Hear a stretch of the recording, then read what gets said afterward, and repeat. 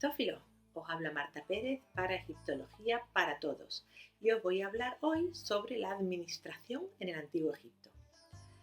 En el Reino Antiguo, los habitantes de Europa todavía estaban en el Neolítico tardío, mientras que en otros lugares como Egipto, Mesopotamia o Siria, los pueblos ya desarrollaban un tipo de civilización bastante más avanzada. El pilar principal sobre el que descansaba la sociedad en el Antiguo Egipto en esta época era el rey, que era el supuesto descendiente de los dioses y debía gobernar según la ley de la Ma'at, es decir, la justicia, la verdad. Tenía numerosas esposas, algunas principales, varias secundarias, muchas concubinas. Muchas de ellas se cree que llegaron a ser regentes o que gobernaron en este periodo antiguo, como Merneith, que es esposa de Uadid de la primera dinastía. Su nombre se ha encontrado recientemente en Abidos, en un sello de arcilla que da la lista de nombres ordenados de los primeros reyes de Egipto. Otra pudo ser Geteperes, esposa de Snefru y madre de Keops de la tercera dinastía. Gentkaus, madre o esposa de Userkaf de la quinta dinastía, o incluso Nitocris, que es soberana de la sexta dinastía. Los hijos de las esposas principales eran los que normalmente estaban en la línea de sucesión, mientras que los de las esposas secundarias y concubinas ocupaban cargos de sumos sacerdotes, de visires o altos cargos administrativos. El visir, ya desde este reino antiguo, era quien presidía la administración del Estado. Se trataba del hombre de confianza del rey y solía pertenecer a la familia real. Su misión era la de dirigir el gobierno, la administración, la justicia, y debía presentar al rey un informe diario sobre las gestiones e intereses faraónicos en todo Egipto durante este periodo. Destacaron Imutes, que era un visir de Dieser de la tercera dinastía, Kagemni, que era visir de Snofru de la cuarta dinastía, Tahotep, un visir de Dietkare y Ceci de la quinta dinastía, y Mekerura, un visir de Otoes de la sexta dinastía. El resto de cargos administrativos del Estado se repartían de la siguiente forma. El canciller, que estaba al servicio del visir, y su misión era la de controlar todos los servicios administrativos. Los superintendentes del tesoro, que controlaban la hacienda y el tesoro público.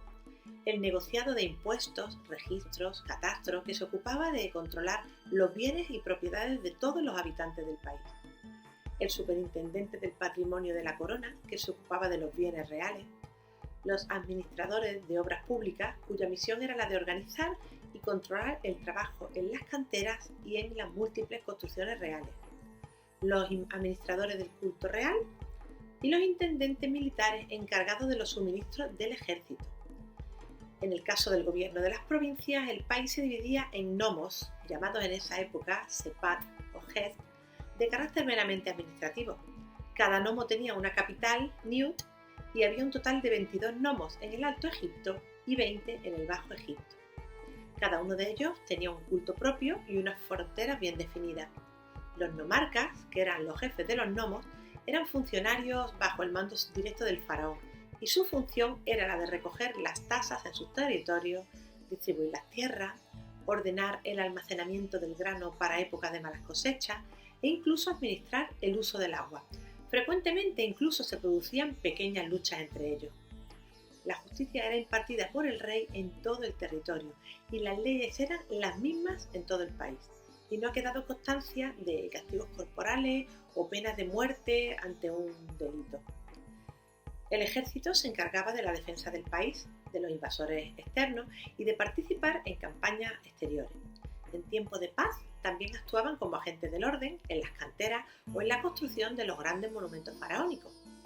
Del clero en el reino antiguo hay pocos datos, aunque se sabe que estaba bajo el mando directo del rey, que también administraba los bienes de los templos. Aún no tenían tanto protagonismo como cogieron en etapas posteriores. Fijaos en la gran organización administrativa que había, mientras que Europa, como he dicho, estaba en un neolítico tardío. Durante el Reino Medio no hubo cambio sustancial en la administración y en la organización del Estado. El único cambio notable fue el protagonismo que empezó a tener el clero de Amón en la política, hecho que se acentuaría aún más durante el Reino Nuevo. En el Reino Nuevo, el rey seguía siendo la cabeza visible del país, apoyado en dos visires, uno en el Alto Egipto y otro en el Bajo Egipto. Cada uno de ellos tenía sus ministros y a su vez tenía gran número de funcionarios administrativos que constituían una clase social privilegiada. La administración de la justicia estaba repartida en cada nomo, aunque había un tribunal en el Alto y el Bajo Egipto, al que se podía apelar cualquier decisión. En esta época se comenzaron a aplicar castigos corporales por algunos delitos. El ejército estaba ya bajo la dirección directa de los visires y se trataba sobre todo de mercenarios egipcios o extranjeros que recibían tierras a cambio de sus servicios.